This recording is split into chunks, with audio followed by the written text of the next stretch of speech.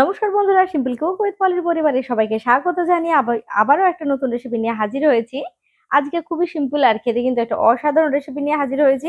এটা সম্পূর্ণ নিরামিষ। তোমাদের অনুরোধ করবো ভিডিওটি স্কিপ না করে শেষ পর্যন্ত দেখো।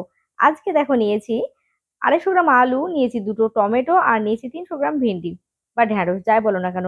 এর সাথে যে মশলাটা সেটা আমি তোমাদের দেখিয়ে দিচ্ছি। তো এটা কেটে নেব, আর মশলাটা দেখে নাও তোমরা। এর সাথে মশলা ব্যবহার করব 2 চামচ কালো সর্ষে, আর 2 চামচ দেব পোস্ত। সাথে আমি লঙ্কা ব্যবহার করব। আমি এখানে 3টে লঙ্কা দিয়েছি, চাইলে তোমরা ঝালটা কম বেশি করতে পারো। এটাকে মিহি পেস্ট তৈরি করে নেবো, আর সবজিটা আমি কেটে নিয়ে তোমাদের কাছে ফিরে আসছি। তো দেখো এখানে দেখতে পাচ্ছ সবজিটা ঠিক কিভাবে কেটে নিয়েছি। আলুগুলো কিন্তু খুব বেশি মোটা করিনি, আবার খুব বেশি পাতলাও করিনি। আর টমেটো গুলো দেখতে পাচ্ছ পাতলা করে কেটে নেওয়া হয়েছে। আর ঢেঁড়স গুলো যেহেতু ছোট রয়েছে সেহেতু আমি এটা গোটাই রেখেছি, শুধুমাত্র সামনেটা আর পেছনটা ফেলে দিয়েছি। তো এখানে আমি 3 চামচ সর্ষের তেল দিয়ে দিলাম। তেলটা গরম হতে দেবো, তেলটা বেশি গরম হওয়ার কারণে সাদা হয়ে গেছে। যাই হোক, এখানে আমি কালো জিরে ফোড়ন দিয়ে দিলাম, তারপর দিয়ে দিলাম আলুগুলো। আলুটাকে একটু লাল করে ভেজে নেব।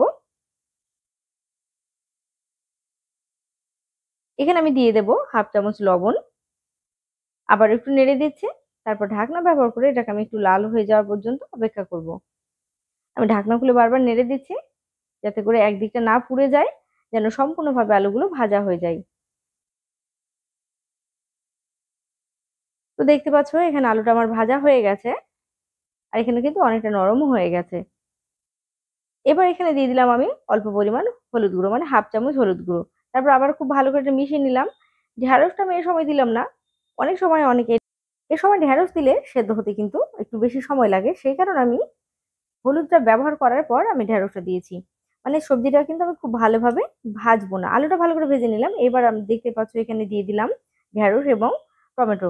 তারপরে এটাকে আবার একটু লবণ দেবো। লবণটা যেহেতু সম্পূর্ণ দেয়া নেই, তো পরিমাণ মতো লবণটা এখানে দিয়ে নিলাম। এখানে 1 চামচের অল্প একটু কম লাগলো, ছোট চামচের দেখতেই পেলে। তো আমি 2 মিনিটের জন্য এটা ঢাকনা ব্যবহার করে ভেজে নেব। তাতে করে টমেটো নরম হয়ে যাবে এবং ভাজা হয়ে যাবে। আর আঁচটা কিন্তু আমি মিডিয়াম রেখেছি, খুব বেশি হাই করিনি বা লো করে দিইনি। তো দেখতে পাচ্ছ আমি আবার একটু নেড়ে ঢাকা দিয়ে দিলাম।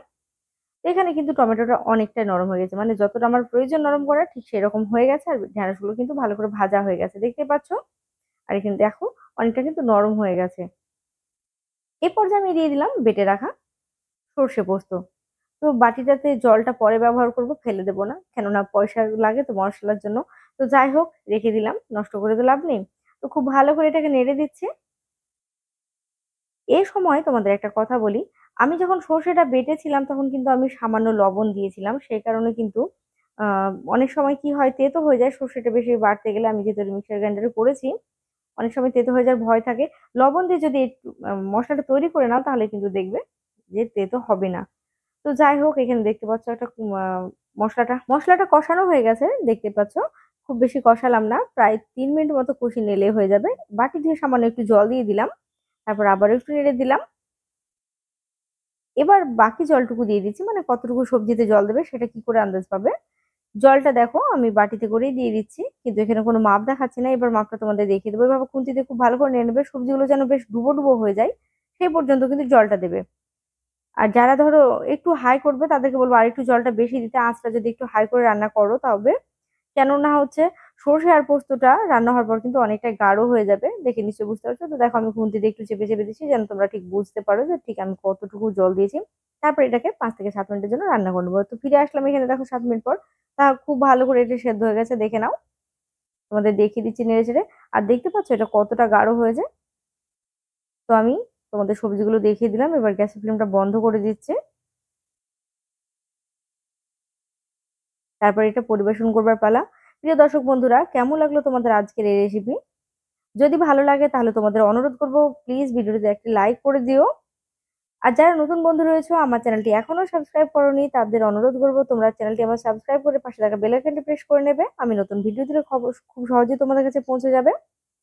আমি পলি আজকের মতো এখানে বিদায় নিলাম। সবাই ভালো থাকবে, সুস্থ থাকবে। নমস্কার।